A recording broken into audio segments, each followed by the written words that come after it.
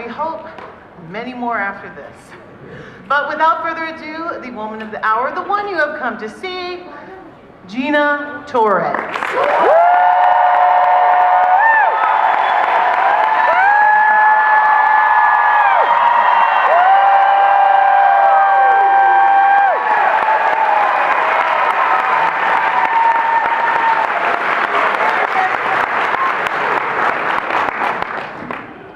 Do that now because I'm on social media. Never do that. I just like to, hi. Yeah, it's a bit of adjustment. You just joined Instagram? Yesterday. Yeah, follow me? That's what you say, right? So that's when Gina Torres tells you, you follow. Okay, so we're going to go ahead and get things started relatively quickly because I know there are a lot of you with questions, and this is the final appearance panel for Ms. Torres here. Don't get sad yet. We haven't even started yet. Give it a minute. All right, so let's go ahead and start. All of you, right? Absolutely. Who knows? So let's go ahead and get started lining up. You can see folks with mics out there. Right over here on this side is Morgan. Over here on this side is Wiki. And they're waiting for you to line up and be ready for the question. Oh, look, folks are still coming in. Hi, everybody. Take a seat. We're going to pack it to the rafters. I see a unicorn. So we're going to go ahead and start off with a little bit of, we all know why many of you are here. It might have something to do with a little show called Suits. Yep. But also there's that show called Firefly. Yeah.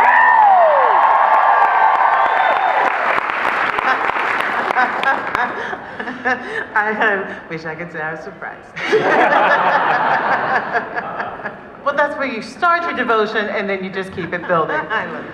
So what I'd like to do is go ahead and just maybe have you share with us a little bit, Gina, about some of your current projects, things that you're working on right now. And I'm sure that the audience will have many, many more questions after that. Okay. And please, silence all cell phones. Silence your cell phones. Hi. Okay, great. Okay, what am I working on? I'm working on quite a few things, actually.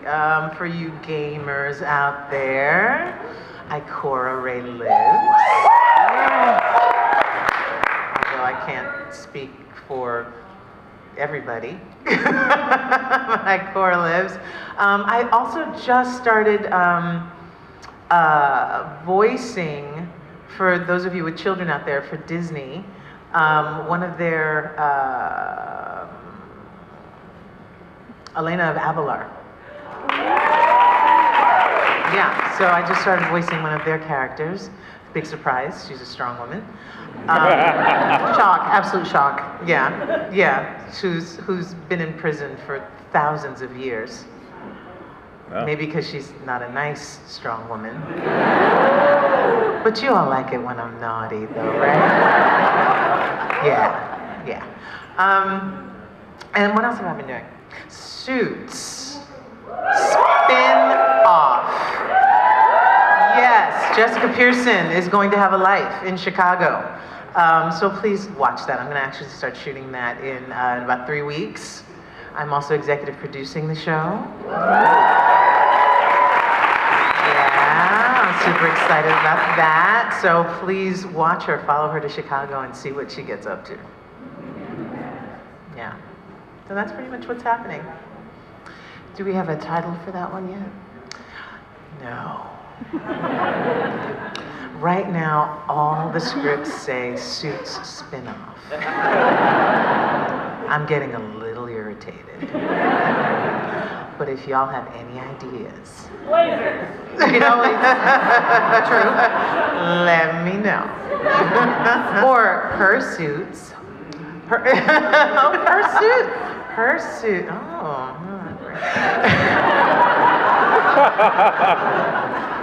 Well done. But we're going to go ahead and throw this open, actually, to questions from the audience. And we are going to actually start over here. And that would be out here, yes, to the right, you, Wiki. And first question. Hi, Gina. Thank you for being here. You've done so many incredible roles, and I mean, I can't even count them. But where I first saw you was on one of my favorite shows, a little show called Angel.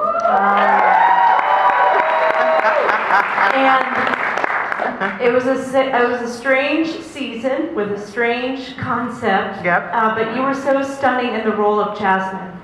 And I was hoping you would share some reflections on what it was like to play this being and to play this character that exudes such warmth with such a insidious depth to you, because you were truly stunning. I was wondering if you had any reflections on that character, any stories from that character's development. Thank you. When Joss first told me about it, it was almost like his apology for Firefly being canceled, because I still have a show or two on the air, and you're going to get to wear a dress. I said, oh great, okay, and you're evil. Okay. And I read the first script, and I thought, well, this is awesome. I'm like born, fully formed, butt naked. And Charisma's my mom.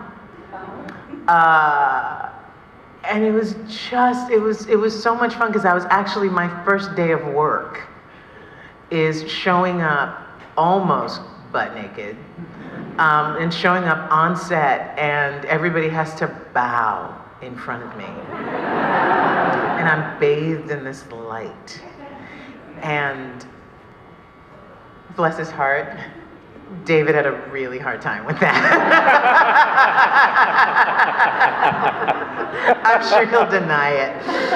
I'm positive he will. But he was like, really? We all have to, because he was like, who is this woman? Where did she come from? And I'm angel. I bow. It's like. So that was funny. We had a good laugh about that, because then I ended up doing Bones a couple of years later. Did you bow that time? No, Anybody bow? no, nobody bowed. There was hugging. Yeah, there was a lot of hugging. But that. I had no idea where it was going. I really didn't. I just thought, wow, she's so charismatic. This is so much fun, and it's exactly the kind of villain you want to play, the one that you don't see coming. You know, who just makes you feel like everything's okay. Yeah. Thank you. That's a good question.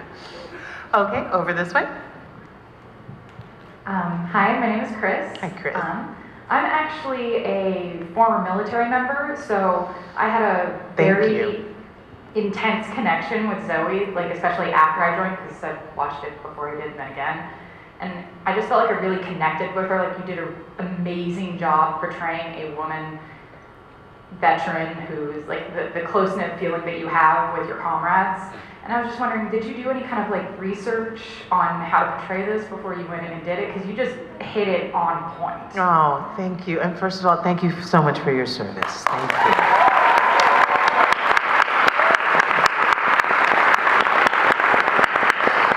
Because I just play a badass.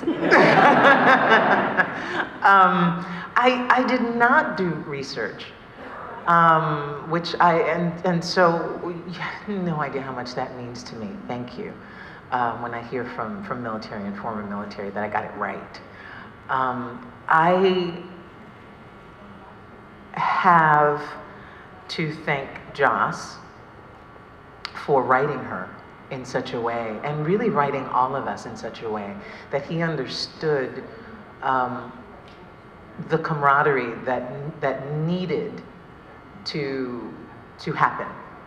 And then he did us all a huge favor by hiring actors that you can instantly fall in love with and want to do anything for.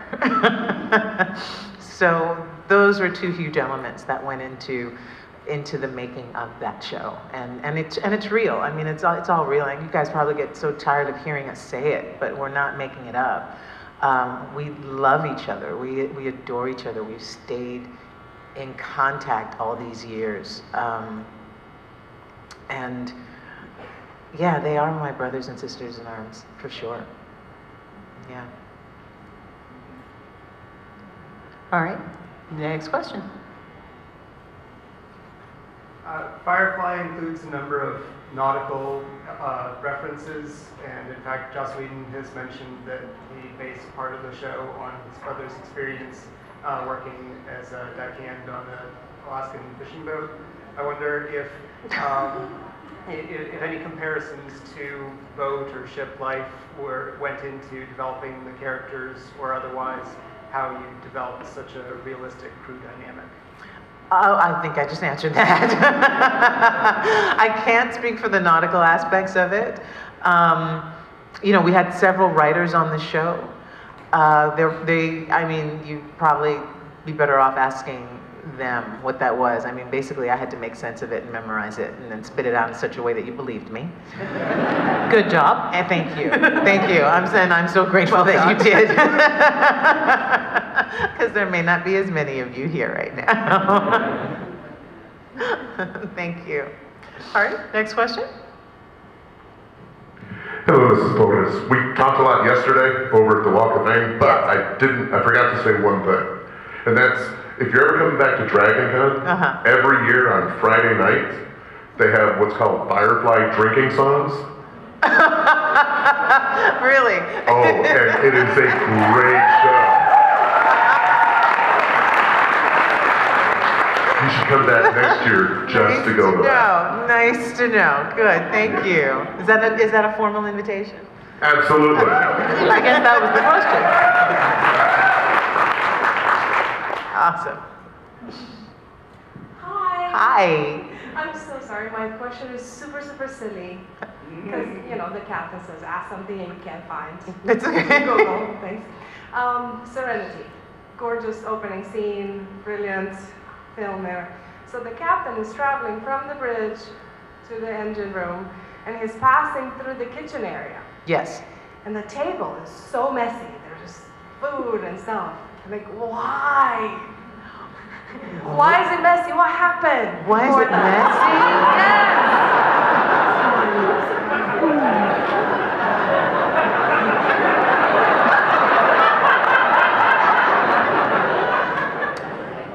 I seem to recall being very busy during that time on a mission, robbing banks. Wasn't my day to clean up.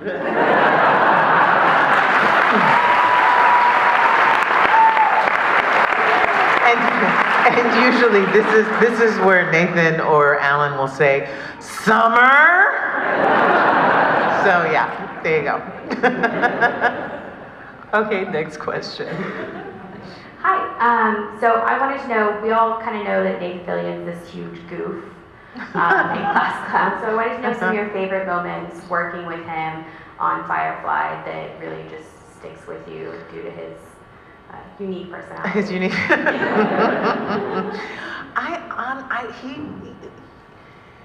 He could fall asleep anywhere and immediately.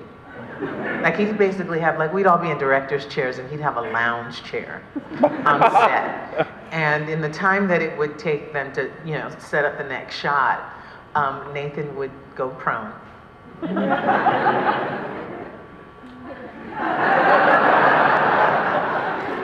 And just sleep for like 15 minutes, which I understand. Because when he was awake and we were actually shooting and you know, and involved in, his energy is so high. So he's like this sprinter. He's like this crazy sprinter where he just goes and goes and goes and goes and goes, and then he just shuts down. But there was never a time that we weren't on, that we weren't on deck, and if he wasn't on camera, and we were shooting, and he was behind the, you know, because we had those round windows, right? In the doors that led from one compartment to another.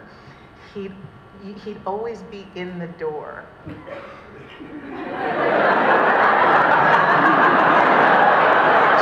And that's all you'd see of him. And it would just, I mean, we just, you know, Jewel and I would just be, "Stop, don't look, don't look, just don't look. He's doing it again." Okay.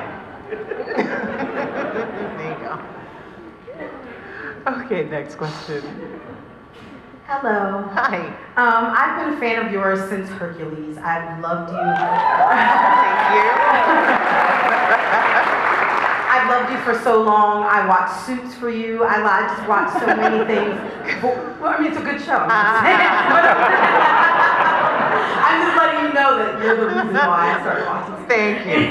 But, my question is, over your career, you've had a very diverse and interesting career. What are the most encouraging trends that you've seen as an actress, and now you're an executive producer? What are some of the trends you've seen? There's so many more people that look like us on screen. I mean, and I mean all of us, you know? It's so encouraging. It's so, and so we're telling much more inclusive stories and varied stories, and that makes me so happy.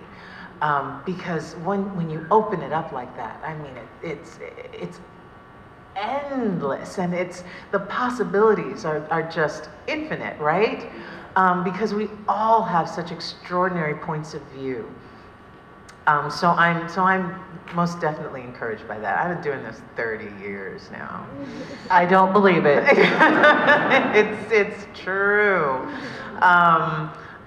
First on Friday evening, towards the end of the day, a woman came up to me and said, "Do you remember me?" And I looked, and she was a pink mouse. I would remember meeting a pink mouse in my lifetime. And she said, "I was your dresser at the Downtown Cabaret in Bridgeport, Connecticut, when you did Dreamgirls." That was my first professional job ever. Yeah. Yeah. And she had a picture. She had a picture of me as Dina Jones. And I was just like, holy mac. It's true and it's real, and bless her heart, she came, I mean, she was dressed as a mouse, so I wasn't the reason why she came all the way to DragonCon. She had a plan.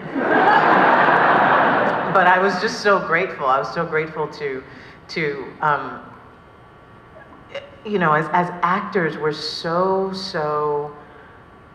involved in looking forward, in what's the next job, in am I going to eat next week? It's like, who's going to watch this, and who am I, we rarely get the opportunity to just have a moment and look back. And so she provided that, in just that split second, she provided me that opportunity to look back and see how far I've come, and see how far, thanks to you, have been able to take this wonderful thing called TV and take it beyond, take these characters, take these stories, and take them beyond what we could have ever possibly imagined. So yeah, it's exciting stuff. You can't do that too often. You gotta keep looking, because there's still so much to do. But yeah, I'm on it. Thank you.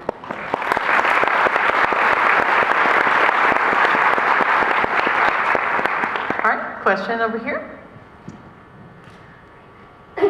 It's not an uncommon panel question to have people ask how they felt when they found out their character was going to die. Mm-hmm. Did you have to cheer up Alan when he found out that Wash was going to die? Spoiler alert, spoiler alert. We all read that script separately in our own little corners of the world. And so, book was gone. I'm reading book. No. His hair. I almost didn't want to keep reading. But I did, because I had to. Wash would not have been my choice. No one actually would have been my choice, but to see, it was such a gut punch.